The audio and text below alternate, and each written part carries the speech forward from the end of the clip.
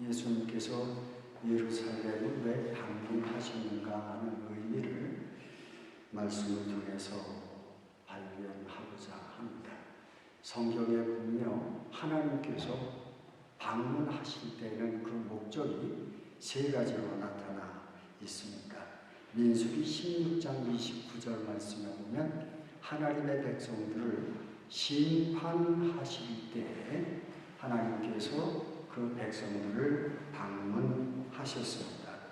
욥기서 10장 12절 말씀에 보면 하나님께서 경고하실 때에 욥을 방문하셔서 그를 훈계하고 미래를 준비하는 가르침을 행하시는 것을 성경을 통해서 볼 수가 있습니다. 창세기 21장 1절 말씀에 보면 하나님께서 방문하실 때에 축복하시기 위해서 하나님의 사람들에게 축복하시기 위해서 방문하신 사건을 우리가 성경을 통해서 발견할 수가 있습니다.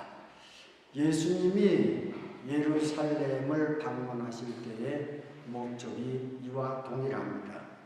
용서를 가르치고 교훈을 그들에게 주며 하나님의 은총이 어떠한가를 깨닫게 하기 위해서 예수님께서 예루살렘 성전을 방문하십니다. 오늘 말씀 가운데서 읽지를 않았습니다만 35절로 36절 말씀을 보면 제자들의 존경심을 볼 수 있습니다. 예수님께서 어린 나귀를 타고 쭉 예루살렘으로 들어올 때에 많은 사람들이 나귀 앞에 종려나무 가지를 쭉 깔았는데 그를 지나치시고 나서 예수님이 올라타실 때에 거기에 겉옷을 벗어서 안장 위에 갖다 놓는 사람들의 행위를 볼 수 있습니다. 저는 이 말씀을 읽으면서 3년 동안 교육을 받은 제자가 자기의 겉옷을 벗어서 예수님이 앉을 안장을 마련했더라면 얼마나 좋았었을까 하는 것을 묵상을 통해서 생각해 봤습니다. 그런데 제자들은 그러한 일을 행하지 않았습니다. 구약 성경에 보면 예후라고 하는 사람이 왕이 될 때에 백성들이 그 왕을 정말 추대하면서 내가 평생토록 왕을 향해서 충성을 다하겠습니다 하면서 백성들이 겉옷을 벗어서 왕의 말 위에 나귀 위에 얹은 사건을 우리가 볼 수가 있습니다. 겉옷이라고 하는 것은 삶의 가장 필요한 도구입니다. 거지들에게 입는 겉옷을 저당 잡혔을 때에는 하룻밤을 지내기 전에 돌려주어야 합니다. 왜냐하면 그것이 추운 겨울을 나는 이불이기 때문입니다. 그래서 제자들이 아닌 이름 없는 사람들이 옷을 벗어서 동물의 안장이 아닌 예수님이 앉을 자리를 마련하셨다. 그러한 말씀을 읽을 수 있습니다. 마지막 가시는 길 그들이 알았던지 몰랐던지 상관없습니다.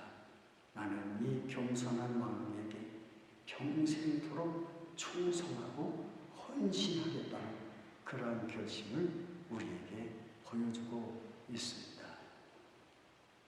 종료주의를 맞이하면서 남은 기간 동안 우리가 이 이름 모를 사람들처럼 하나님께 충성하는 그러한 결심이 우리 마음속에 있어져야 할 줄로 분명히 믿습니다. 우리의 결정이 정말 내가 예수님께 마지막으로 보여드릴 충성의 결심이 여기에 나타난 것처럼 여러분의 삶의 자세도 주님께 충성을 다 기울이는 이러한 역사가 있어야 할 줄로 믿습니다. 41절로 42절 말씀에 보면은 이러한 말씀을 읽을 수 있습니다. 예루살렘 사람들은 예수님에게 대해서 관심이 없습니다. 아무런 관심이 없었어요. 그런데 예수님이 예루살렘을 쭉 보시면서 성경에 보니까 그 예루살렘을 바라보면서 눈물을 흘리시더라. 성경이 그렇게 쓰고 있습니다. 예수님이 우뚝 서신 채로 예루살렘 성을 바라보면서 눈물을 흘리셨단 말이죠. 미래를 보신 것이죠. 70년 후를 보신 거예요. 주후 70년 경에 예루살렘 성전과 예루살렘이 세상에서 사라지는 때여서 미래를 바라보시고 거기에 삶을 갖고 있는 사람들은 모두 하나님의 성전이 있으니까 안전하다. 하나님의 성전 안에서 사니까 나는 이러한 축복을 받고 있다. 미래도 단단히 마련해 놓은 것이 많다. 이러할 때에 예수님께서는 미래를 내다보시고 70년 후를 내다보시고 멸망을 바라보시면서 심판의 때를 바라보시면서 예수님은 눈물 짓고 있다고 하는 그러한 말씀을 우리가 읽을 수가 있습니다. 성을 보시고 우시네. 예루살렘 성은 영혼이 깃들어놓고 충성스러운 사람들의 손길이 곳곳마다 스며 있는 것이에요. 헌신한 사람들의 아름다운 신앙심이 깃들어 있는 것이에요. 그것을 바라보고 예수님이 감동하신 것이 아니라 눈물 지으시는 것을 오늘 성경이 우리에게 말씀하고 있습니다. 많은 사람들은 성전이 있고 예루살렘이 번창하니까 하나님의 축복이 여기 있다라고 생각하는데 예수님의 눈에는 하나님의 축복이 아니라 미래의 심판을 보시고 계시단 말이죠. 오늘도 우리가 주님 앞에 충성하고 헌신하는 이유는 미래를 내다보기 때문입니다. 주님 앞에 서는 날, 주님이 나를 심판하실 때에 나는 어떠한 모습으로 설 수 있을까를 생각하며 헌신하는 삶을 살아야 할 줄로 믿습니다. 42절 말씀에 보면 이렇게 말씀하잖아요. 내가 온 이 날을 너희가 정말 알았더라면 좋았을 것을. 정말 오늘이 평화스럽다는 것 알고 그 평화가 오늘 끝난다는 것을 알고 너희가 회개할 수 있었다면, 영적인 각성을 가져올 수 있었다면 얼마나 좋았을까. 탄식하고 계세요. 탄식하고 계세요. 오늘이 마지막 날인 것을 너희가 알았더라면 좋았을 뻔했다. 평화의 날이 오늘 마지막이라는 것을 알았더라면 회개할 수 있었을 텐데 너희들이 그것을 알지 못하는구나. 그렇습니다. 여러분, 우리의 종말이 언제인지 우리가 모릅니다. 때문에 회개의 기회는 오늘 마지막입니다. 내일로 미룰 수 없다는 말씀이죠. 오늘 내가 하나님 앞에 회개하지 아니하면 미래의 축복을 기대할 수 없다는 그러한 말씀이기도 합니다. 45절 말씀에 보면 예수님께서 성전을 청결하게 하십니다. 내 집, 아버지의 집, 마가복음 11장에서는 아버지의 집이라고, 오늘은 내 집이라고. 아버지의 집을 저들이 무엇으로 만들었습니까? 하나는 이것이죠. 장사하는 터로 만들었다. 예수님께서 말씀을 전하다가 성전에 가보니까 거기서 제사 드리기 위해서 동물들을 파는 것을 보셨잖아요. 화가 나셔서 그 상을 뒤엎으시면서 다 천사꾼들을 내쫓았습니다. 내쫓았어요.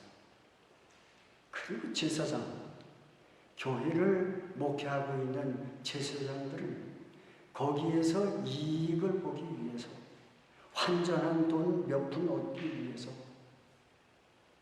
거기에서 얻어진 이득으로 삶을 꾸리기 위해서 그들과 결탁해가지고 하나님의 성전이 상업주의화되는 것을 가로막지 못했습니다.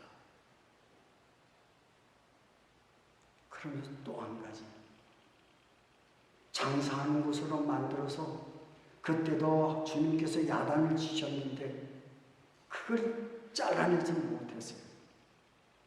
그래서 예레미야서 7장 11절 말씀에 보면 강도의 소굴로 너희가 만들었지 않냐. 예레미야 예언자의 눈에 비춰진 하나님의 성전의 모습이에요. 그 말씀을 예수님이 받아서 너희들이 상업주의를 배격하지 못해서 하나님의 성전이 강도의 소굴로 만들었다. 광도들이 우글거리는 그러한 장소로 만들고 말았다. 주님이 체근하고 있어요. 이 말씀은 무슨 말씀이에요? 강도들이냐 뻔뻔하게 세상에서 살인죄범하고 도둑질하고 사람 두들겨 패고 그러면서 모면하기 위해서 성전에 들어오면 용서, 회개, 잘못된 죄를 고백하지 않은 채 성전에 들어와서 위기만 모면하며 들어와 있는 그 사람들을 바라보면서 주님이 하신 말씀이죠. 강도의 소굴을 너희들이 만들었단 말이죠. 이 말은 무슨 말입니까? 회개하지 않은 채로 교회 안에 들어와 앉아있단 말이에요. 이 강도들아, 이렇게 말하는 것이죠.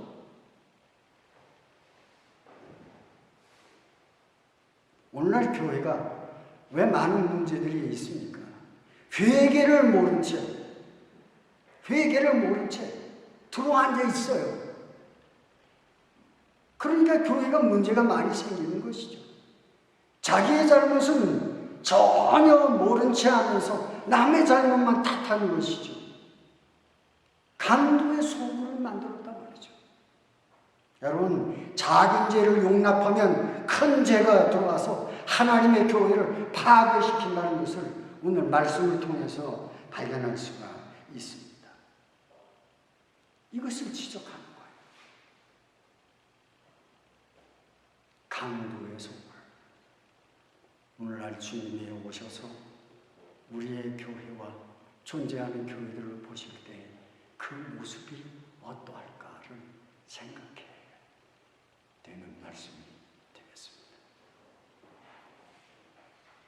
작은 죄를 용납하면, 장사하는 것을 퇴치하지 못하면 강도들이 득실득실하게 와서 자리를 차지하게 된다는 그러한 말씀이 되겠습니다. 그러므로 죄는 지금 처리되지 않으면 마치 그것이 축복이냐 자꾸 죄의 번영을 가져오고 맙니다. 오늘 말씀 가운데 예수님을 정말 내치는 세 사람 그룹이 나옵니다. 하나님 대제사장들이 나옵니다. 성전을 소홀히 했죠. 성전을 가꾸는 일에 최선을 다하지 못했습니다. 그래서 예수님의 채권을 받아요. 항상 예수님이 부대끼는 것이 누구하고 부대끼니까? 대제사장들하고 부대끼죠. 그래서 대제사장들이 예수님을 죽이려고 결심을 하잖아요. 왜 그래요? 그들이 가꾸고 있는 하나님의 성전을 올바로 가꾸지 못하기 때문에 예수님을 배척합니다. 그래서 예수님의 말씀을 그대로 실행하면 그들의 수입이 줄어들고 백성들이 오지 않고 환전하는 거 다 제끼고 나면 예수님의 말씀만 남는데 어떻게 우리의 목숨을 유지할 수 있을까? 그것 때문에 예수님을 죽이려고 결심을 합니다. 두 번째 예수님을 배척하는 사람들이 나옵니다. 서기관들입니다. 서기관들은 어떤 사람들입니까? 율법을 기록하고 해석하고 적용하는 사람들이잖아요. 그런데 보세요. 서기관들이 예수님을 죽이려고 결심을 합니다. 왜 그렇습니까? 예수님의 설교가 명설교이기 때문입니다. 그들의 죄악을 지적하기 때문에 그래요. 율법의 가르침보다도 더 뛰어나기 때문에 서기관들이 예수님을 결국 죽이려고 결심을 합니다. 가르침에 대한 시기심을 버리지 못한 결과입니다. 그리고 백성들의 두목들입니다. 오늘날로 표현하면 부자들입니다. 이 부자들은요, 사두개파 사람들 속에 묻혀서 삽니다. 사두개파 사람들은 어떤 사람들이냐면 부활을 믿지 않는 사람들이에요. 그렇기 때문에 이 세상에서 내가 믿고 있는 이 나라에 제대로 충성을 기울여야 한다는 애국심을 가지고 있어요. 그런데 예수님의 설교는 어떻습니까? 하나님의 나라, 아버지의 나라, 그 나라가 우리에게 다가온다. 이 세상이 끝이 아니라 다른 세상이 있다. 아버지의 나라가 있다는 것을 쭉 설명해 줍니다. 그러니까 사두개파 사람들에게 빌부터 먹고 살던 이 백성의 부자들이 예수님을 죽이는데 앞장서고 있는 것을 볼 수가 있습니다. 제가 오늘 여러분들에게 드리고 싶은 결론의 말씀은 이것입니다. 28절 말씀을 보면 이름 없는 사람들이, 백성들이 예수님의 말씀에 매달려 어떻게 하든지 예수님의 말씀을 더 듣고자 하는 마음으로 예수님을 따르고 있는 것을 볼 수가 있습니다. 이름 없는 사람들이 예수님의 말씀에 붙잡혀서